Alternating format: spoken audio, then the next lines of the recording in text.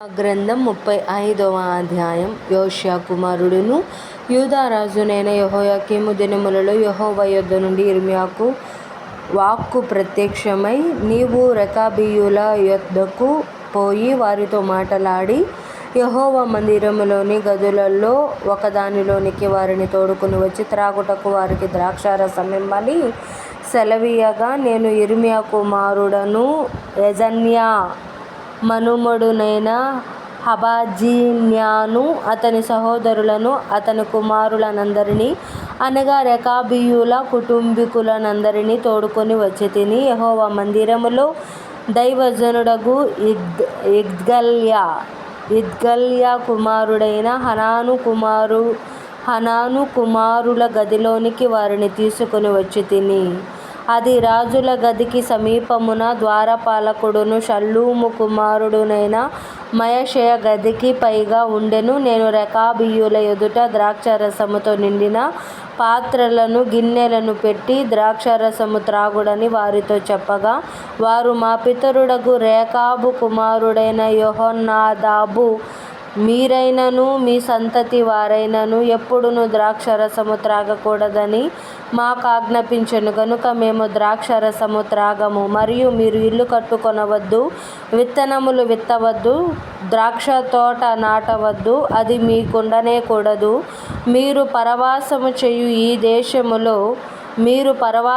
చేయు దేశములో దీర్ఘాయుష్మంతులగునట్లు మీ దినములన్నీయు గుడారములలోనే మీరు నివసింపవలెనని అతడు మాకాజ్ఞాపించెను.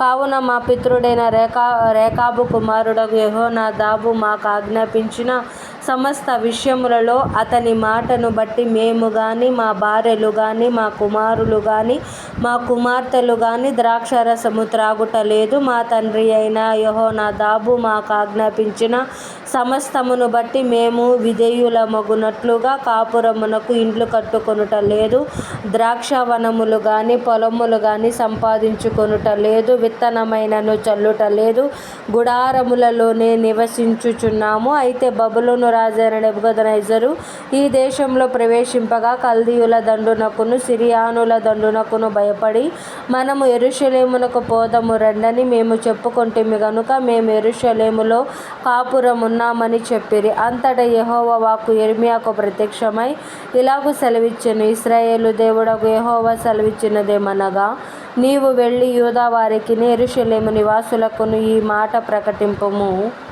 యెహోవా వాక్కు ఇదే, మీరు శిక్షకు లోబడి నా మాటలను ఆలకింపరా? ఇదే యెహోవా వాక్కు. ద్రాక్షారసము త్రాగవద్దని రేకాబు కుమారుడైన యెహోనాదాబు తన కుమారులకు ఆజ్ఞాపించిన మాటలు స్థిరముగా ఉన్నవి. నేటి వరకు తమ పితరుని ఆజ్ఞకు విధేయులై వారు ద్రాక్షారసము త్రాగకున్నారు. అయితే నేను పెందలకడ లేచి మీతో బహుశ్రద్ధగా మాటలాడినను మీరు నా మాట వినకున్నారు. మరియు పెందలకడ లేచి ప్రవక్తలైన నా సేవకులనందరినీ మీ యొద్దకు పంపుచు, ప్రతి వాడును తన దుర్మార్గతను విడిచి మీ క్రియలను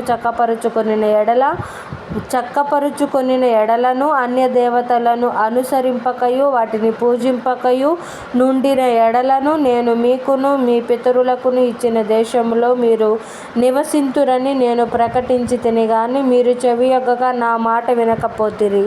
రేకాబు కుమారుడైన యెహోనాదాబు కుమారులు తమ తండ్రి తమకిచ్చిన ఆజ్ఞను నెరవేర్చిరి గాని ఈ ప్రజలు నా మాట వినకయున్నారు. కాబట్టి ఇశ్రాయేలు దేవుడును సైన్యములకు అధిపతియునగు యెహోవా ఈ మాట సెలవిచ్చుచున్నాడు, నేను వారితో మాటలాడితిని గాని వారు వినకపోయిరి, నేను వారిని పిలిచితిని గాని వారు ప్రత్యుత్తరమేమియ్యకపోయిరి